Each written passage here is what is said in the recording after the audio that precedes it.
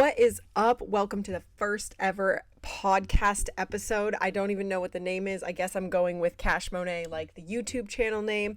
But today we are talking about if being broke is a good thing.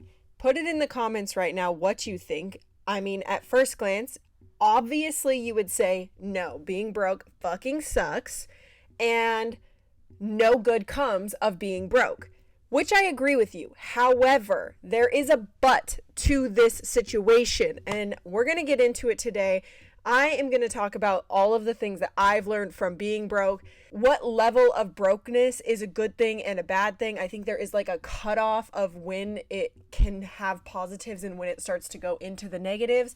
And I felt like there was no better place to film this podcast episode than in a closet of a stranger's house, because part of the thing that I've done from my brokenness is gotten into house sitting. I haven't paid rent for the past 4 months because I live in random strangers' houses for free. And I'm not a squatter. I take care of their pets. I vowed to myself that I was never going to come back in the closet after being out. And no, this is not a gay podcast, but if you want it to be, slap that down in the comments and I will make the gayest podcast of all times if that's something you're looking for. But this channel and this podcast is specifically more tailored towards money, good money, bad money, sketchy money, positive money, all the things money. This is Cash Monet coming to you live from the closet. So let's get into the details. I think at this point, more people have felt the struggles of being broke than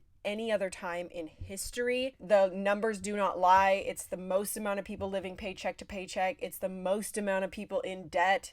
Statistically speaking, like it's nothing new that in the 50s you used to be able to have one parent stay home and the other one could bring home enough money to live, buy a house, all those things. Those statistics are out there.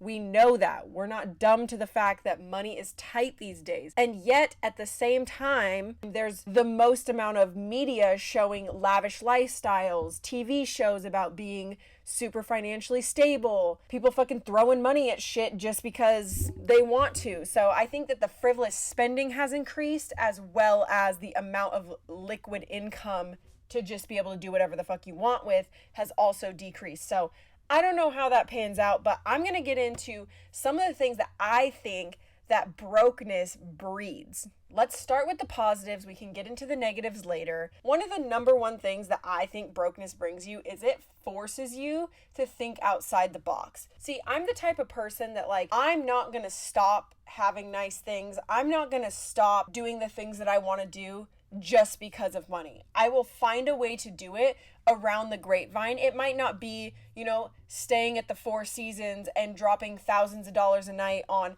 excursions when traveling, but I'm still going to travel and I'm still going to figure out how to travel, even if it's not like the bougie celebrity looking travel. So some of the things that I've learned how to do out of brokenness is dye hair. My girlfriend, she's a blonde. Blonde hair to dye is expensive, and not only did I learn how to dye hair because it's so expensive to dye hair, every time she gets it done, it's not done right. And I was like, okay, I don't mean to discredit any hairstylists out there, but I watched a few Brad Mondo videos and low-key, I fucking slapped that blonde so hard. It's the best blonde she's ever had, and it was off of one YouTube video, and the materials cost $25 versus $300 to get it done at the salon. I'm not saying there's some blonde specialists out there that would be able to do it better. I know that there would be, but come on, people. You can't be spending $300 on a freaking blonde updo if you don't know how to do it. One time she went to the salon and she was like, I want to be so blonde I look like a platinum whore. And she walked out with brown hair, and that was the cut. I'm like, you know what? We're not spending $300 on you doing your hair. I will figure it out. I will do it for free. On top of that, my haircuts, my girlfriend does them. Free haircuts. It's not that hard to learn new skills, to do these things, and to save money. It's not just about cosmetic beauty. I've also learned how to reduce food waste. We don't have the money to be throwing away food. I used to never eat the kale stems because they're gross and hard. No one eats them. And now I figured out that you can use the kale stems as like celery in a soup. Like it's just like little things like that. I know that sounds fucking crazy. You do little things, you know, like you stretch your money farther, you learn how to bargain hunt. Like it forces you to be creative. Otherwise, you're just going to be like strapped for cash and hating your life versus like trying to learn new skills. YouTube obviously becomes your best friend. You learn how to fix things. I've learned how to fix things on the car. Honestly, I am better for it. Do I wish that I had the money to go out and actually buy these things? Absolutely. Everybody wishes they were freaking rich. That's why the lotto is such a big thing. Everybody wants to win the lottery. Everybody wants to be a millionaire. And yet not very many people are. So if you're broke, you got to get out there. It forces you to be creative. Some of the other things I've done is I've learned how to shop consignment stores. So I know that this is better if you live in a big city, if you live in a small town.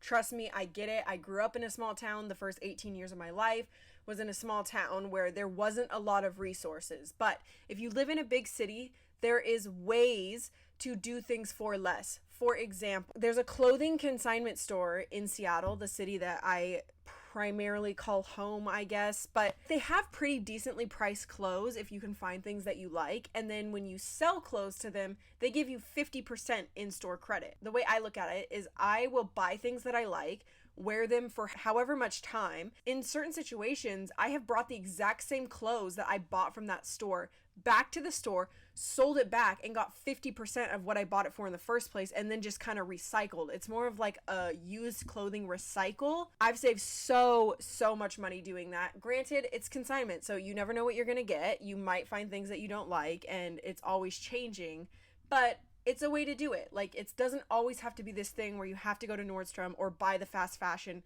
That's something that I'm also very passionate about. Is I hate fast fashion. I cannot stand it. We all have something from Zara. We all have something from like fucking Forever 21. Like, I know that it's almost inevitable to get around fast fashion, but consignment shopping is something that I've realized that you can buy really nice clothes, wear it for way longer, and then resell it, and somebody else can go have that exact same thing that is a nice piece of clothing. Which on top of that brings me into the travel. When you travel, you just cannot have cheap clothes because they will break, they will tear, they will rip, they will get stained. Cheap clothes do not hold up when you're traveling, especially because like you're using random washing machines. Like sometimes you drop it off at places that use really harsh like soap.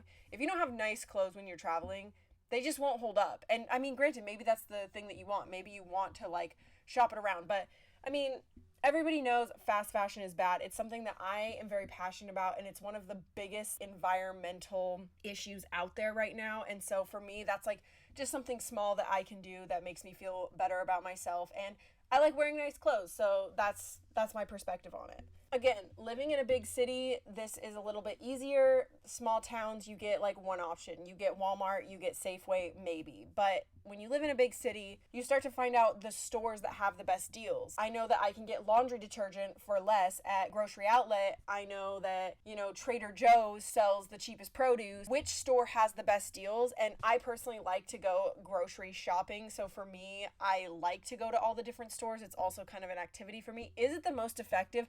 Absolutely not. It probably costs me the same amount to have to drive to all these stores and like get to know what each store is. But for me, it's a hobby anyway. So it's like, might as well get the best deal if I'm already going out and getting it there. That's just my perspective. But I mean, that's part of the creativity that you get when you have that level of brokenness to you. Tell me what you think about this. But I think another thing that it shows you is you don't have to have like the absolute best things to make it work. For example, I am still rocking the iPhone 10. I broke the front camera when I was in Thailand. There's a crack down the screen, but this phone still totally works. And I'm not saying that I am mega TikTok influencer, but I do have 10,000 followers on TikTok, and it all came from videos from this iPhone 10.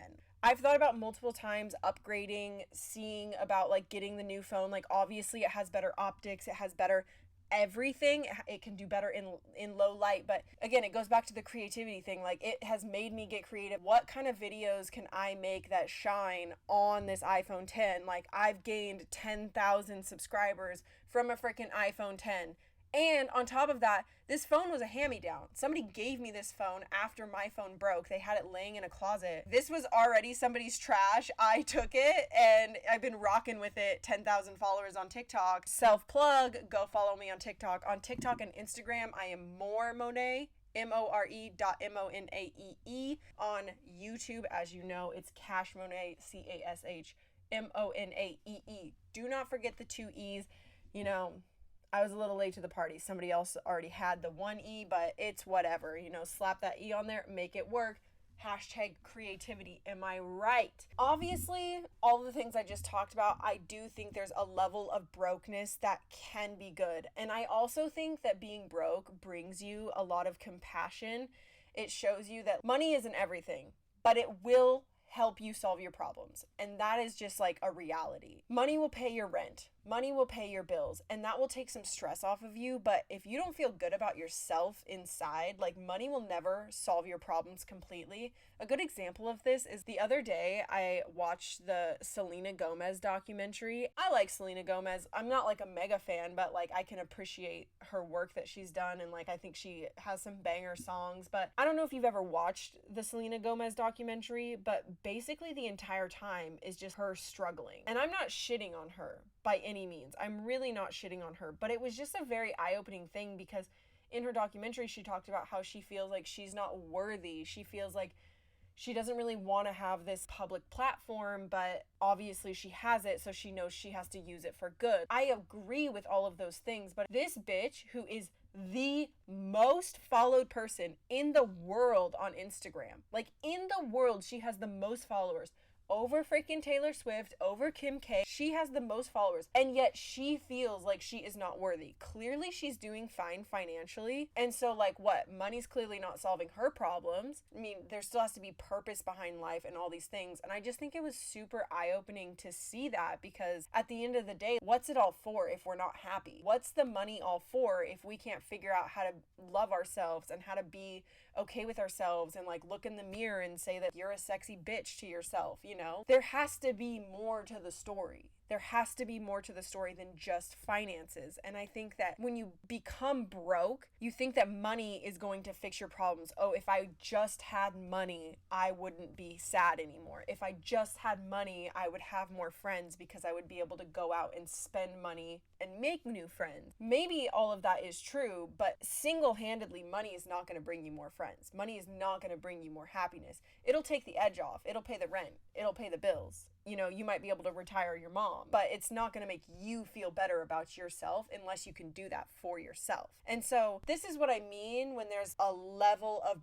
brokenness that I think is good. I think if you're just like living paycheck to paycheck and, you know, you have like a little bit of extra spending money and life is going decently okay, but you feel broke and strapped and all those things, like maybe brokenness for a short amount of time could be a good thing.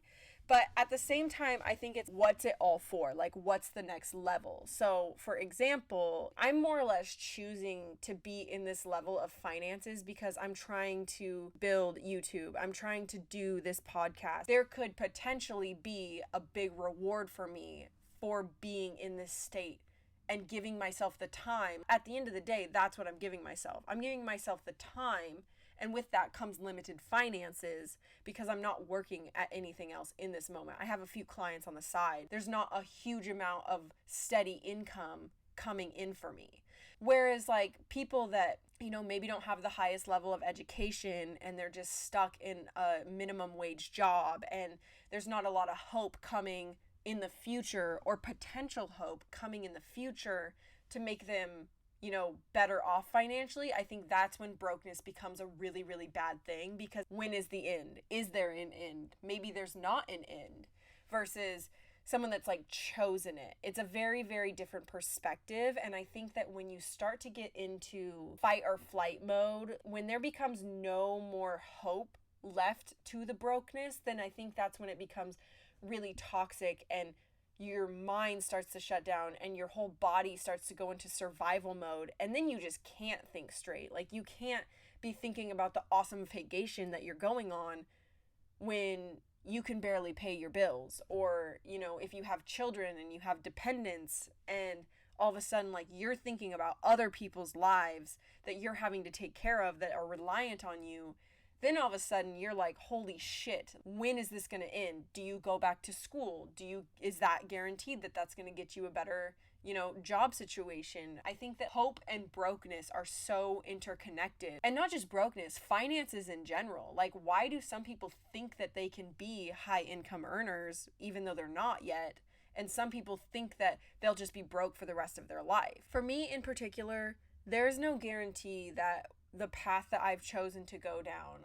I took 2 years off of a real job, building my real career, to travel and to experience new things and to be educated in more than just American perspective, because the second you leave the country, you realize that we were more or less lied to. And I'm not trying to go down that route. Maybe I'll make a podcast about that at some point, but travel is so beneficial, and that's a little bit off topic for this, but like, that is just a huge part of my life and what I've done for the past years, and part of the reason why I've led to this like level of finances for me. I have really, really big hopes and dreams for myself. I'm one of those people that there's no physical evidence to prove that I should become financially independent. A lot of people think that if you go to college and you go to university, that is inherently going to make you more money. And at the end of the day, that's just not true. It's not guaranteed. And I come from a background where I'm a first generation college student.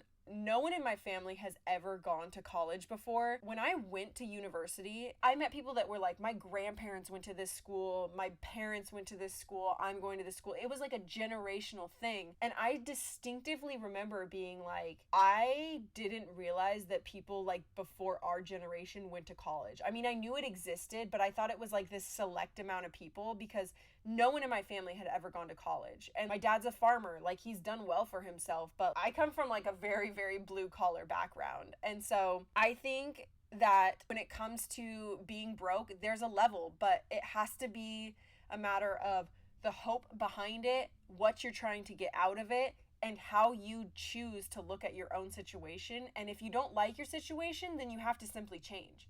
That is the bottom line. Like, being willing to change and being willing to go out there and try new things, even if it is freaking scary. Not everything takes money to learn. YouTube University, and my camera is about to die, and so we're gonna wrap up the first ever episode here. Check it out. Thank you so much for being here, and next week we'll talk about something else money related, and hopefully I have more money in my bank account. Hopefully you have more money in your bank account than the time of listening to this by next week's episode. So maybe we'll get out of the closet by next week, and Cash Monaee out. Yeah.